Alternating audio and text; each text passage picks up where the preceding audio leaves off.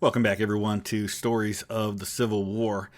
You know, for me, one of the most compelling stories in history that I've ever had the opportunity to learn about is that of Desmond Doss. Many of you may be familiar with him from the movie Hacksaw Ridge, starring Andrew Garfield as Desmond Doss. He was a conscientious cooperator, as he described it, someone who didn't want to fight with a rifle, but still wanted to do his part in helping save lives on the battlefield.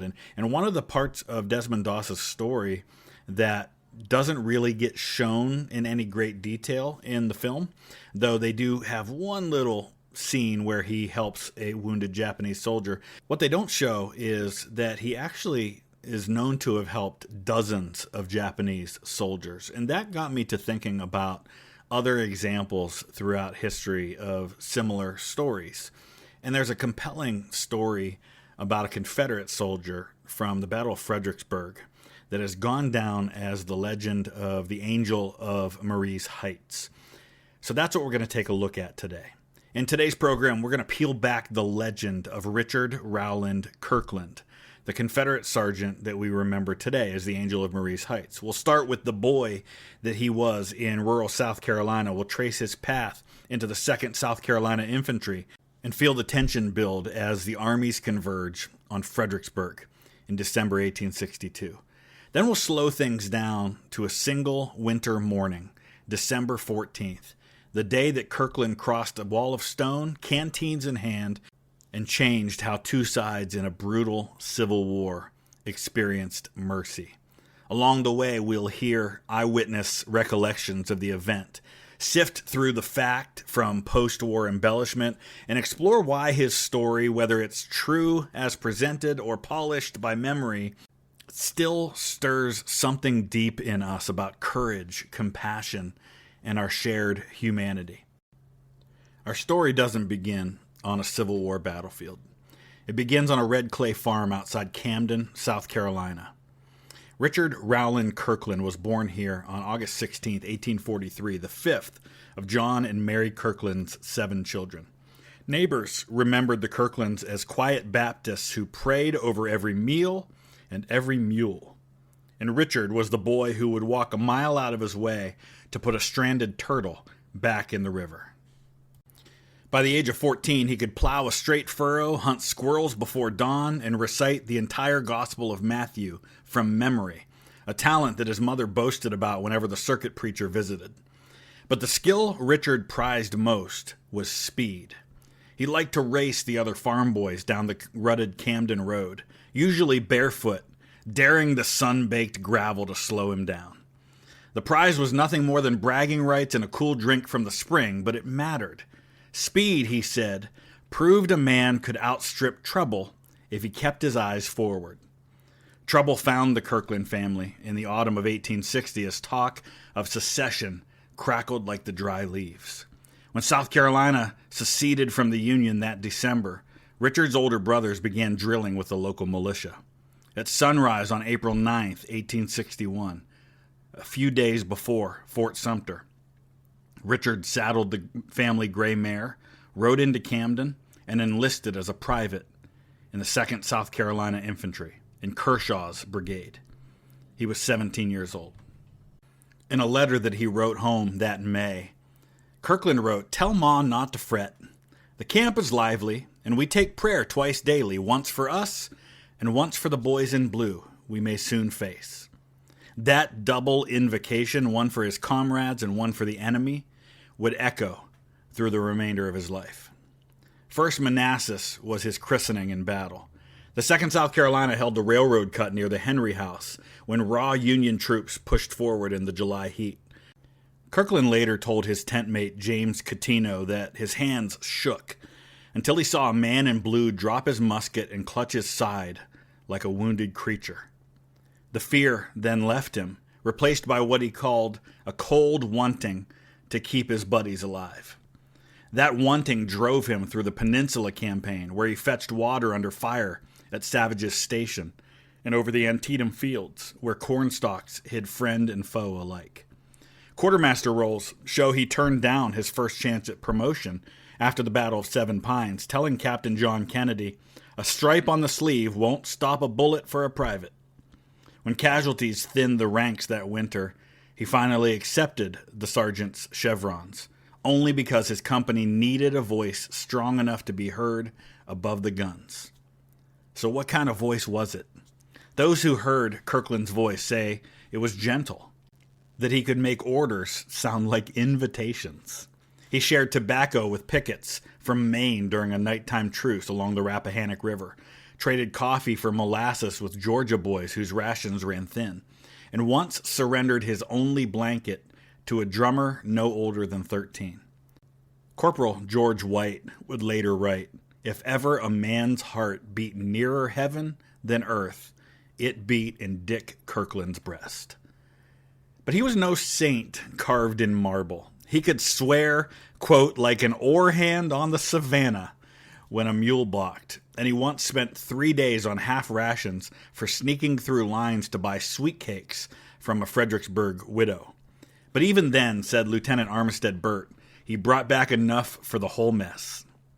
By December 1862, the boy who raced barefoot down country lanes had become a seasoned veteran soldier standing behind a stone wall on Maurice Heights outside Fredericksburg. He wore a frayed gray jacket, a heart full of scripture, and the unshakable notion that mercy was a soldier's duty. And in the pre-dawn darkness of December 14th, 1862, that notion would propel him over the wall and into Civil War legend. By December of 1862, the Union Army of the Potomac is now commanded by Ambrose Burnside. Nobody knew better than Burnside that he was not fit for command of the Army of the Potomac, but he had been given orders to take command, and so he came up with a rather audacious plan that on paper seemed like it should have worked. Dash to Fredericksburg, throw pontoon bridges across the Rappahannock River before Lee can concentrate his forces, seize the heights beyond the town, and cut the road to Richmond.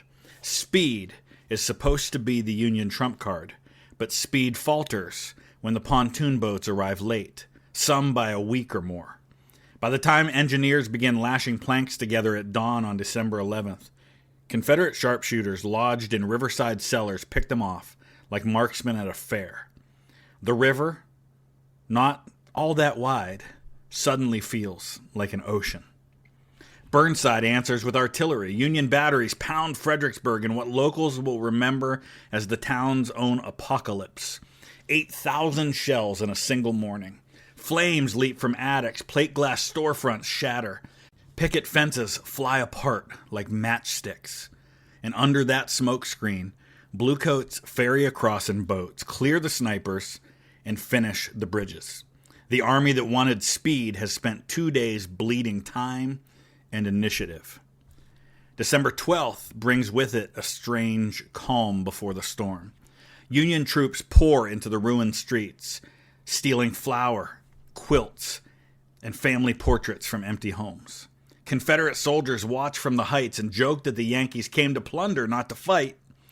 But Lee's corps commanders, James Longstreet on the Confederate left and Stonewall Jackson on their right, tighten up their lines. They know that an assault is coming, and they know exactly where Burnside needs to break their back, along a small rise called Maurice Heights.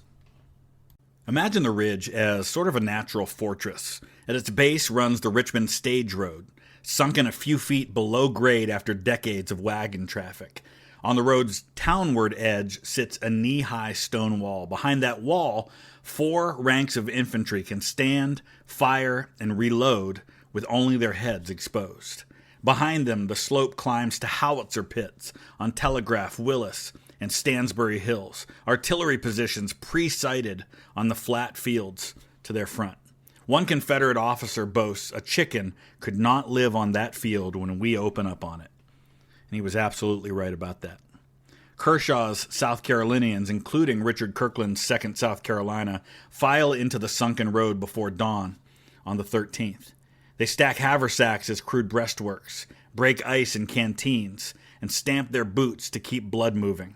20 yards behind them, Colonels Thomas Cobb and Robert Ransom station fresh regiments in reserve, ready to plug any gap that opens up. The men can see Fredericksburg's smoking roofs and hear Union bands striking up Battle Cry of Freedom across the river. Burnside's plan for the attack on the morning of December 13th actually called for the main effort to be against Stonewall Jackson on the Confederate right, but a breakthrough there is not able to be exploited, and it ultimately fails. Simultaneous to that, on the Confederate left at Marye's Heights, the Union plans to attack, and that attack begins shortly after 11 a.m. It's meant to be a feint to draw attention away from what should be the main attack over on the Union left. And it's Union Brigadier General William French's division that steps out first. Blue lines rippling like wheat in a windstorm, bayonets catching the winter sun. Confederate guns on Telegraph Hill speak first, solid shot whistling overhead, shells exploding into frozen ground. The Union advance pauses to dress ranks and then surges forward toward Marye's Heights. At 125 yards, the stone wall erupts with musket fire. Minnie balls rake the field, and men fall in waves. Survivors drop flat behind a shallow drainage ditch, unable to go forward or fall back. A second Union division under Winfield Scott Hancock repeats the charge. It, too, melts away. Then come the Irish Brigade under Thomas Mowery, green flags snapping, cheered at times by rebel soldiers who admire their courage until the wall's volleys gut them as well. Charge piles upon failed charge. By late afternoon, 7 Union divisions, some 30,000 men, have tried and failed. Not a single man has reached the wall. Casualties mount toward 8,000 Union soldiers in this section alone, nearly 14,000 across the whole battle line. Confederate losses are around 5,000. The sun sinks, the temperature drops, and the screams of the wounded rise. Frozen earth prevents easy digging of trenches. Shattered limbs lie exposed to wind that knifes through the wool coats. Night falls, but the war does not yield. Union stretcher parties beg to collect their wounded. Lee's artillery, nervous in the darkness, lobs shells at any movement. A frigid moon climbs above the ridge, casting a sickly light on the no man's land where thousands of blue uniforms blur into the frost. From the sunken road, Richard Kirkland hears men crying out for water, for mother, for death to hurry. The stage is set. The Union Army, battered and humiliated, huddles in town. The Confederates, triumphant, grip a wall slick with powder residue. Between them lie thousands of wounded Union soldiers and a 19-year-old sergeant whose sense of mercy has not frozen with the ground. Behind the wall, Richard Kirkland crouches behind his friend James Catino. They haven't slept. They've listened hour after hour as wounded soldiers plead, "Water, water. For God's sake, someone bring me water." Catino remembers Kirkland muttering a psalm under his breath and then finally saying, "Jim, I can't stand this." Around 10 p.m., Kirkland makes his way to the rear and finds Brigadier General Joseph Kershaw, his brigade commander, whose boyhood farm lies just 7 miles from Kirkland's own. Kershaw is supervising the redistribution of ammunition when the sergeant salutes. Now, we don't know exactly the words that were used in this exchange. All we really have is Kershaw's remembrance a few decades later. But it went something along these lines. "General, those poor fellows out yonder have been crying all night. Can't we bring them some water?" Kershaw shakes his head. No flag of truce has been agreed upon. Anyone who shows himself above the wall will draw enemy fire. "General, I asked to go myself. If you let me, I believe I can give them some relief." Kershaw would later write that he studied the young man's face and he saw one of the most extraordinary expressions of moral courage that he ever witnessed. He warned Kirkland that the risk was to be his alone, that he could not order a ceasefire. Kirkland smiles. Kershaw says it's, quote, "the smile of a bishop about to pronounce benediction." And he replies, "I'll take my chances." The general relents, but he forbids Kershaw to use a white handkerchief. He says, "Go as you are, Sergeant, but if there's any danger, you must bear it." Kirkland salutes, turns, and begins collecting canteens. First his own, then those of the men nearby, then those of wounded Confederates behind the line. In minutes, he's slung half a dozen over each shoulder, tin mouths clanging like sheep bells. He vaults over the wall. For a moment, nothing happens. Then a few Union soldiers, startled, fire a ragged volley. Musket balls whiz past, chewing splinters from frozen fence rails. But Kirkland walks on, deliberate, upright, coat flapping. A Confederate captain calls out, "Lie down, you fool!" And a Union officer shouts, "Don't shoot that man!" Kirkland reaches the closest blue infantryman, kneels, and raises the man's head onto his knee. He empties a canteen into cracked lips, tucks a folded blanket beneath the battered shoulders, and places a wool cap over a face already becoming pale. He then moves on to the next man, and the next, sometimes dragging a wounded body a few feet to spare him from the chill of pooled blood, sometimes binding a tourniquet with his own suspenders. After roughly 15 minutes, he jogs back to the wall, not to safety, but for more water. "More canteens," he calls, and a dozen gray hands reach up, passing him tin after tin.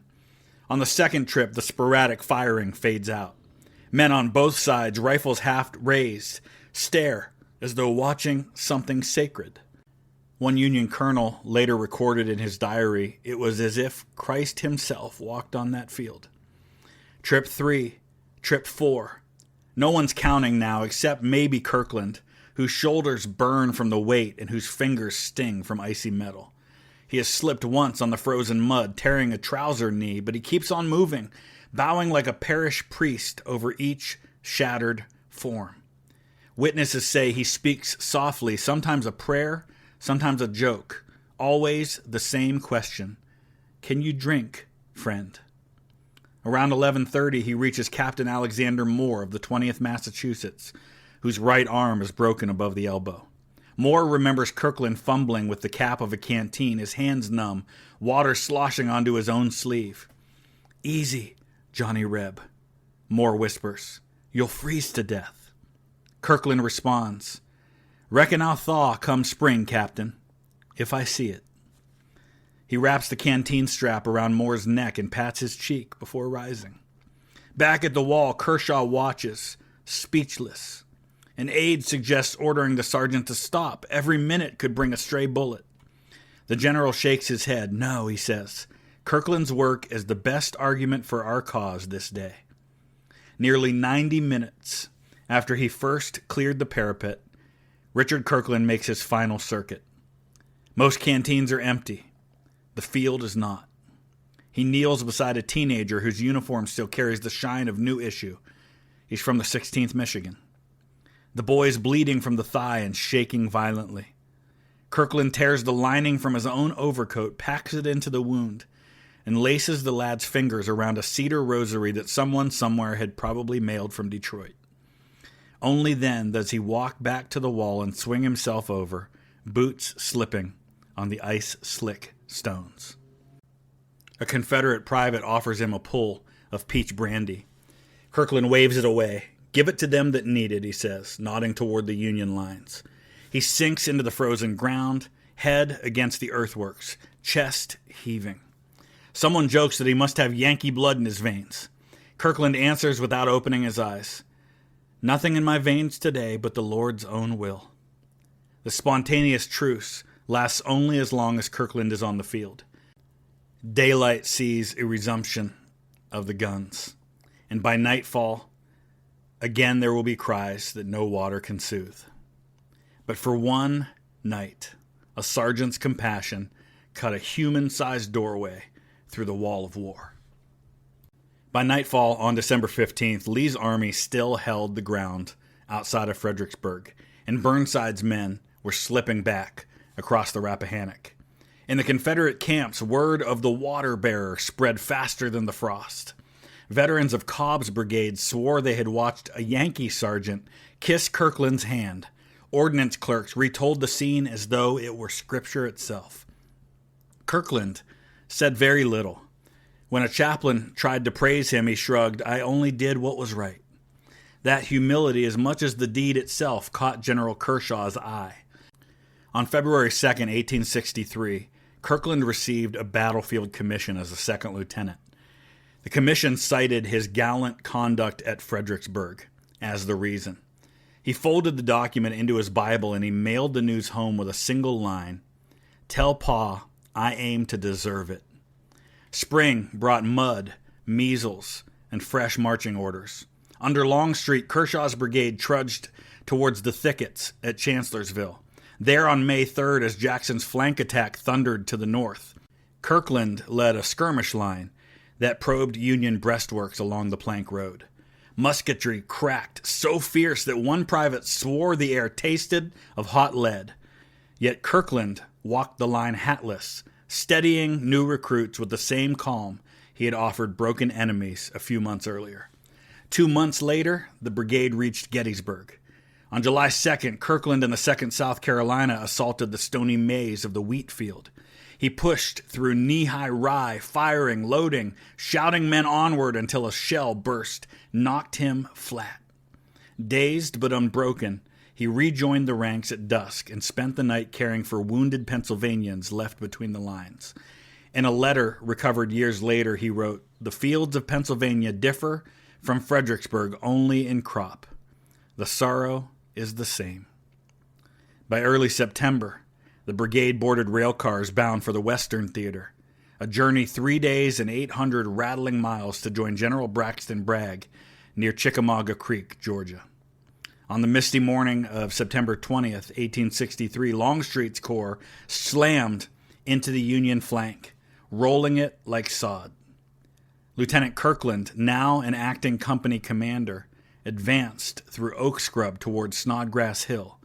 His voice, witnesses said, clearer than the bugles. Early that afternoon, a bullet struck Richard Kirkland beneath the right shoulder. He staggered, caught himself on a sapling, and whispered to a sergeant beside him, "Save yourselves. To the rear." Moments later, a second round pierced his chest. He folded to his knees, then to the earth. Word reached General Kershaw before sunset. The Angel of Marye's Heights was gone at 20 years and 35 days. Comrades buried him first in a blanket near the battlefield, marking the spot with a rough cedar plank. Within weeks, his father traveled by wagon all the way to Georgia, reclaimed the body, and laid it beneath the pines of the old Quaker cemetery in Camden. The inscription chosen by family was simple: R. Kirkland, a son, a soldier, a friend of the oppressed. Richard Kirkland never knew that he would become a legend. He never saw the marble or the bronze that would commemorate him, never heard the name Angel of Marye's Heights. What he left behind was simpler: a field briefly silenced by kindness, a reputation carried in the memories of men who fought against him and with him, and a challenge that echoes still: when the wounded cry out, who among us will go over the wall? When the smoke of the Civil War cleared, Richard Kirkland's name faded quietly into regimental rolls and sad letters home. But stories like seeds lie dormant until the right season brings them to life. For Kirkland, that season arrived a decade and a half after the war, in November of 1880, when the Century magazine, the glossy showcase of postbellum memory, published an article by none other than his old brigade commander, Joseph Kershaw. Kershaw titled it "A Sergeant's Self-Sacrifice," and he wrote with the rolling cadence of a courtroom orator, quote, "The boy's brow shone as though lit by some interior radiance. In ministering to dying foes, he had conquered the gravest peril of brave men, the fear of death itself." End quote. By the time 500,000 subscribers set the magazine down, the Angel of Marye's Heights had entered America's moral imagination. So why 1880? Well, Reconstruction's bruises were still fresh, but a new appetite had emerged. An appetite for stories that proved that the Northern blue and Southern gray could recognize virtue in one another. Editors called it the literature of reconciliation. Publishers printed campaigns as fraternal contests. Comic weeklies drew Grant and Lee shaking hands across cotton bales, and lecturers packed auditoriums with tales of enemies who swapped coffee and tobacco between the picket lines. And in that climate, Richard Kirkland shimmered like proof that the nation's better angels had always been there, just under the surface. The legend spread by word of mouth, newspaper reprints, and veterans' reunions. Former Union Captain Alexander Moore, now a Boston lawyer, stood at a banquet in 1886 and declared, "I owe my life to a Carolina boy whose name I did not know until today." The room erupted in toasts. By the 1890s, Sunday school quarterlies recounted Kirkland's deed as a parable of Christian charity. Children memorized it alongside stories of David and of the Good Samaritan. But memory is a craftsman that files away the inconvenient edges. Kershaw's article, for example, puts Kirkland going over the wall at around 1 o'clock in the morning, but other accounts place it all the way back at around 10 p.m. Some versions multiply his trips to around a dozen. Others have it close to 40. One romanticized engraving shows the sergeant cradling a blue-coated infant, a fiction born from Victorian sentiment rather than any battlefield facts. Historians debate these embellishments, but even skeptics concede two hard facts. First, we know there are multiple eyewitnesses, both Confederate and Union, that saw a Southern soldier make multiple trips to carry water to wounded soldiers on December 14th. And second, that soldier was almost certainly Richard Rowland Kirkland. Now, around those pillars, myth grew, twining vine-like through textbooks, lecture halls, and popular culture. Now, fast forward to the middle of the 20th century. America has weathered 2 world wars, and now battlefield tourism is blooming. In Fredericksburg, the National Park Service clears brush, restores the sunken road, and erects signs for people to read about what happened there. Visitors stand where Kirkland stood and ask rangers for the exact spot. The answer invariably is a gesture, right here or within a few yards. Enter sculptor Felix de Weldon, a man already famed for casting the Marine Corps War Memorial at Arlington. In 1961, a Camden Historical Committee commissions him to immortalize their native son. De Weldon studies Kershaw's prose, photographs the battle in dawn light, and molds clay into an image of Kirkland cradling a Union soldier, water poised at his lips.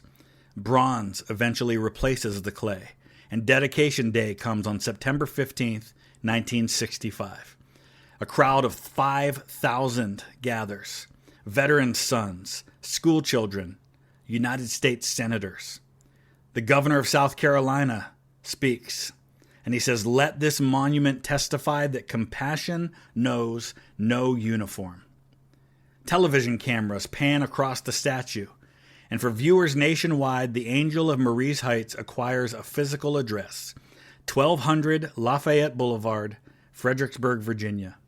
Bus tours schedule photo stops. Honeymooners drop by on their way to the Shenandoah Valley. Teachers assign essays that begin, "Standing before the Kirkland Memorial, I felt." But memorials tell as much about the present as they do about the past. The 1960s are roiling with civil rights marches and Cold War anxieties. And in that context, Kirkland's deed becomes a mirror. Northerners see proof that humanity blossoms even in slaveholding hearts. Southerners find a rebuttal to caricatures of rebel cruelty.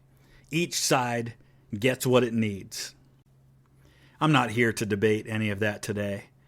What matters to me, and the question I want to pose to all of us, is what would I do if I were confronted with that same situation? What am I willing to do, not only for a stranger, but for an enemy? A man who had been trying to kill me and whom I had been trying to kill a few hours earlier. To me, that's the story of the Angel of Marye's Heights. It's a story of compassion. It's the story of one man whose humanity shone through in the darkest of ours, not only for our nation, but for him and for the men on either side of him. Thanks for listening.